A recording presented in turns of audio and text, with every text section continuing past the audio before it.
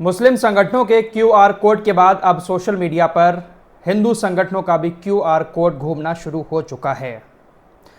इस टॉपिक पर जब मैंने वीडियो बनाया था तो आपसे कहा था कि आप हर एक क्यूआर कोड पर यकीन करके उसको स्कैन करके उस पर ईमेल मत भेजना।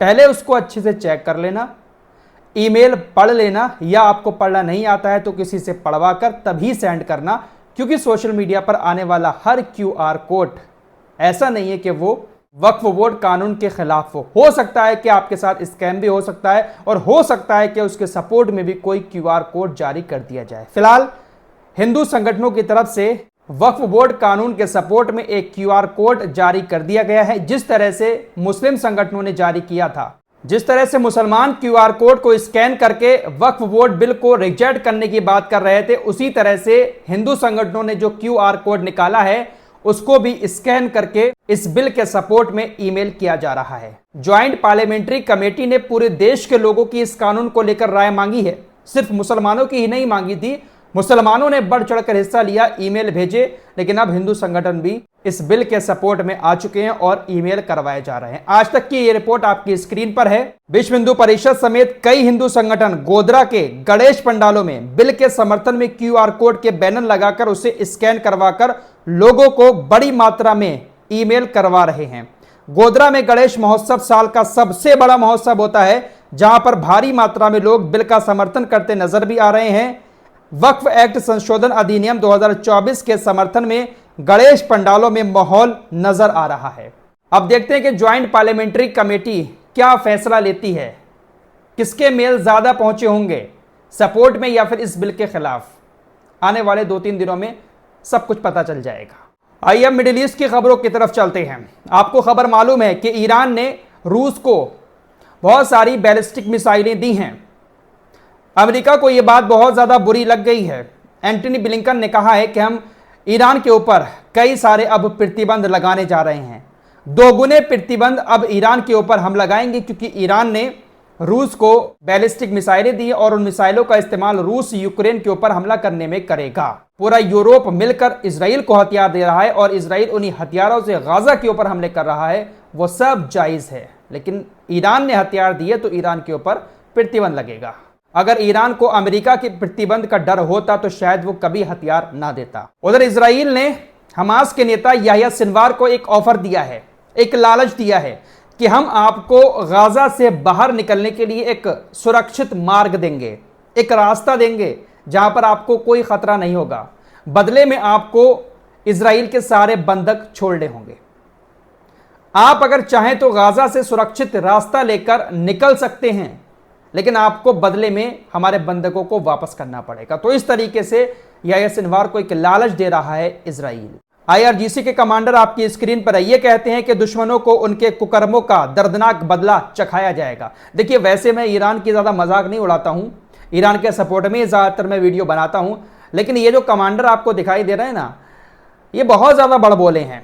रोजाना इनकी तरफ से यही कहा जाता है कि दर्दनाक मजा चखाया जाएगा, ऐसा होगा वैसा होगा। अरे भैया थोड़ा थम जाओ, बेवजह की बयानबाजी ये रोजाना करते रहते हैं। उधर रूस और चीन ने इतिहास का सबसे बड़ा नौसैनिक युद्ध अभ्यास शुरू किया है। तकरीबन 400 से ज्यादा युद्धपोत और 120 से ज्यादा विमानों के साथ ऑपरेशन ओशन 2024 वॉर गेम्स में भाग लिया। चीन के फॉरेन मिनिस्टर ने कहा कि हमें ईरान, रूस और चीन के खिलाफ संयुक्त राज्य अमेरिका के प्रयासों को विफल करना चाहिए। चीन और ईरान के सामने समान चुनौतियां और खतरे हैं और इसलिए उन्हें एक दूसरे के साथ सहयोग करने की जरूरत है। हमें ईरान, रूस और चीन के खिलाफ अमेरिका के प्रयासों को पूरी तरह से नाकाम करना होगा। दोस्तों, अमेरिका ने लाल सागर में इजराइल की खातिर बहुत सारे बड़े बड़े युद्धपोत उतारे थे। अमेरिका के अब सारे युद्धपोत वापस जा चुके हैं। सिर्फ और सिर्फ एक विमान वाहक पोत अब्राहम लिंकन लाल सागर के अंदर अब मौजूद है। बाकी सारे युद्धपोत, सारे विमान वाहक पोत अमेरिका वापस जा चुके हैं। उधर ब्रिटेन के प्रधानमंत्री स्टारमर ने भी ईरान को धमकी दे दी है कि अगर ईरान रूस को हथियार देना बंद नहीं करेगा तो ब्रिटेन ईरान के साथ अपने सारे संबंध खत्म कर देगा। ब्रिटेन दुनिया को इस बात का जवाब दे सकता है कि वो इजराइल को किस लिए हथियार दे रहा है। इनके लिए सब जायज है। कोई दूसरा अगर इनकी तरह काम करने लगे तो इनको बहुत ज्यादा बुरा लगने लगता है। उधर लेबनान की तरफ से उत्तर पश्चिम कब्जे वाले फिलिस्तीनी की तरफ 2 रॉकेट दागे गए थे, जिसमें काफी नुकसान भी हुआ है। दोस्तों, इजराइल के जो विपक्षी नेता हैं याइर लैपिड, उन्होंने एक बहुत बड़ा दावा किया है। उन्होंने कहा कि जब से जंग शुरू हुई है तब से इजराइल के तकरीबन 12 बटालियन पूरी तरह से खत्म हो चुकी हैं। इजरायली सेना की तरफ से जो आंकड़े बताए गए उसके मुताबिक 700 सैनिक मारे गए हैं और 10,000 सैनिक बुरी तरह से घायल होकर हॉस्पिटल पहुंचे हैं। उन्होंने कहा यह नंबर जो है ये इजरायली सेना की तरफ से बताए गए हैं, बाकी रियल नंबर जो है वह बहुत ज्यादा हैं। नेतन्याहू ने बहुत सारे सैनिकों को मरवा दिया है। इजरायली मीडिया की रिपोर्ट के मुताबिक इजरायली यूनिट 8200 के कमांडर योसी सरियेल ने अभी अभी चीफ ऑफ स्टाफ को अपने इस्तीफे की सूचना दी है।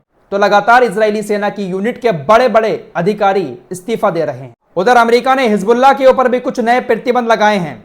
अमेरिका ने हिजबुल्लाह के लिए पैसा कमाने वाले तेल और पेट्रोलियम गैस नेटवर्क पर प्रतिबंध लगाया है। 5 कंपनियों पर प्रतिबंध लगाया गया है, 3 आदमियों पर और 2 जहाजों पर प्रतिबंध लगाया गया है, जिसके जरिए हिजबुल्लाह को थोड़ा सा पैसे की कमाई होती थी। पिछले 24 घंटे की बात करें तो इजरायली सेना ने फिलिस्तीनियों के खिलाफ 3 नरसंहार किए, जिसमें 34 लोग मारे गए, 96 लोग बुरी तरह से घायल हो गए। इजराइल के हमले रुकने का नाम नहीं ले रहे हैं। तुर्की का कहना है कि इजराइल गाजा में युद्ध कर सभी मुस्लिम देशों को नुकसान पहुंचा रहा है। हम सभी मुस्लिम देश फिलिस्तीन की आजादी के लिए एक सत्र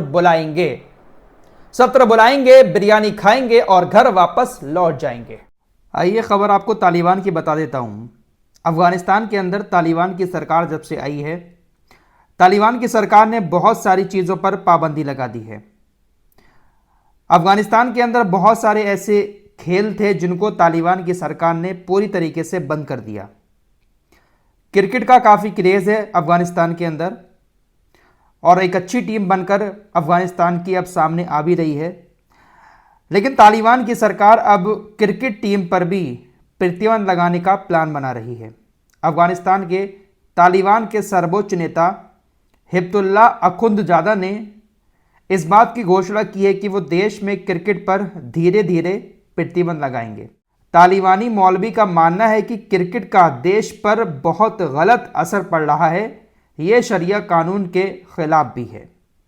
अभी इससे पहले तालिबान की सरकार ने मुक्केबाजी जो गेम होता है उस पर पूरी तरह से प्रतिबंध लगा दिया और कहा कि इस्लाम में किसी के मुंह पर मानना मना फरमाया है, इसलिए हम इस खेल को अपने देश के अंदर बैन कर रहे हैं। लेकिन क्रिकेट का जुनून बहुत ज़्यादा है अफगानिस्तान के अंदर। अगर क्रिकेट को भी प्रतिबंधित कर दिया गया तो ये बहुत बड़ा नुकसान वहाँ के खिलाड़ियों को हो सकता है। फिलहाल ये कुछ खबरें थी जो आपके सामने रखी। कुछ और लेटेस्ट अपडेट के साथ जल्द हाजिर होऊंगा। तब तक के लिए अपना ख्याल रखिएगा। अल्लाह हाफिज़।